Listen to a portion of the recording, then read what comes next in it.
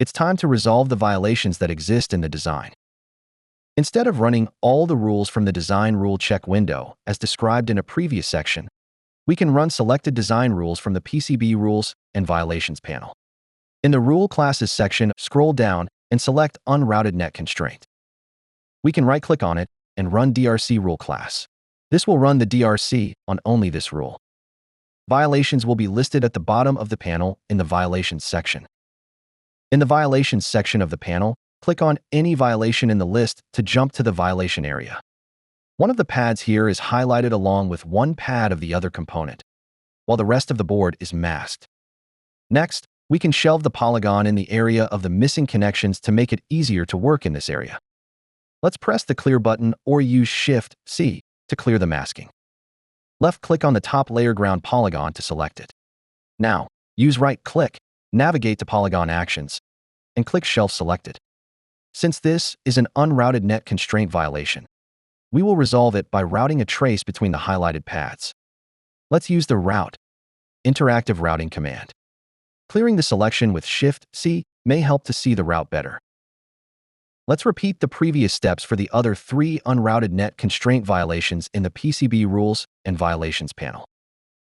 Once finished routing the violating connections, restore the polygon from the Tools menu, selecting Polygon Pores. Then restore Shelved Polygons. If needed, we can also re-pour the polygon with Tools, Polygon Pores, Re-pour All. The polygon may re-pour automatically if that preference option is enabled. Run the check again by right-clicking on the unrouted net constraint and selecting Run DRC Rule Class. Since we just fixed these, no violation will be reported. Next, we will fix the violations related to component clearance constraint. Let's run the Design Rule Checker. The Design Rule Verification report should now show all rule violations. Back in the PCB Rules and Violation panel, let's select the Component Clearance Constraint Rule Class from the Rule Class section. Here we can observe the component clearance constraint violations. Let's double-click on the rule named Component Clearance with the scope All-to-All. The Edit PCB Rule window will open. Notice the minimum horizontal clearance is set at 20 mm. Let's click OK to close the window. Let's resolve this violation by creating a new component clearance rule for these components. Open the Design menu and select Rules to add a new component clearance rule. Let's give it a suitable name. Next, we will change the minimum horizontal clearance to 10 mm. Where the first object matches section, select Component from the drop-down list, and then select J3 from the second drop-down list. Repeat this for where the second object matches section and select J4 from the second drop-down list. This rule allows for a 10 mm clearance between J3 and J4 only. The new rule will take a higher priority than all other rules, as it is the latest rule added to the component clearance rules. Let's select OK and close the PCB Rules and Constraints editor. We can rerun the Design Rule Checker for the component clearance rule and now see that no violations exist for this rule category, as our new rule has resolved this violation. Now, we will learn how to waive violations. Let's run the Design Rule Check again from the Tools menu. The Design Rule Check shows us the remaining violations. Let's return to the PCB Rules and Violations panel. Select All Rules from the Rule Class section to view the remaining violations. Group select the Unrouted Net Constraint violations. These 4 vias act as mounting holes in this PCB.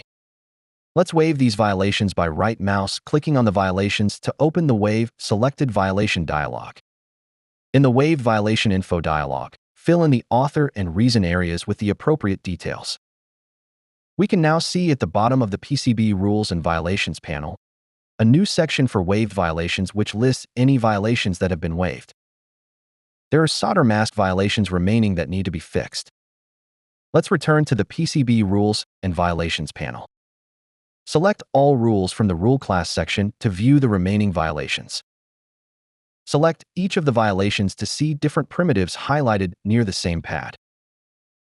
Opening the preferences, let's navigate to the PCB Editor branch and open the Interactive Routing page. We will ensure that the component reroute option is enabled, then close the preferences with OK.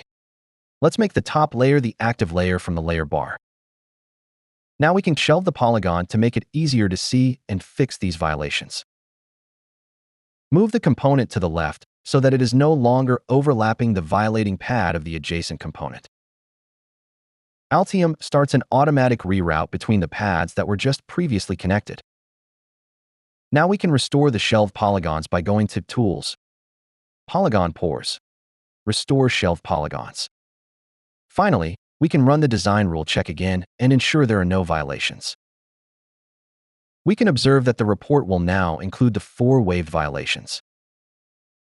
In this video, we explored how to navigate and resolve violations within a PCB design.